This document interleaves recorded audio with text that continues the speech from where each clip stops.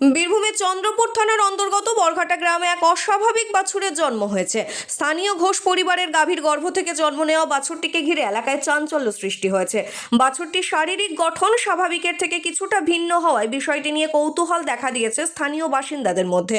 খবর পেয়ে ঘটনাস্থলে অনেকে ভিড় জমায়। পশু চিকিৎসকদের মতে জেনেটিক বা প্রাকৃতিক কোনো কারণেই এই ধরনের অস্বাভাবিক জন্ম হতে পারে।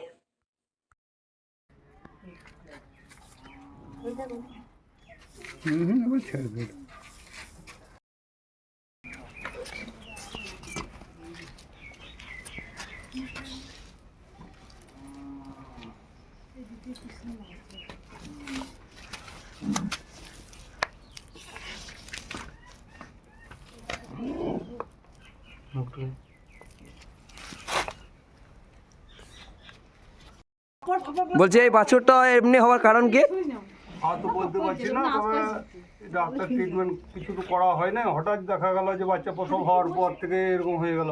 তো বাচ্চাটা বাঁচবে কি না, বাঁচলে পরে হয়তো একটা নতুন ইয়ে পাওয়া যাবে। এটা খাওয়ার দাওয়ার এরকম তুলে দুধ মুধ খাওয়ানো হচ্ছে, এমনি নিজে বাটে খেতে পারছে না। এটা জন্ম থেকে এমনি?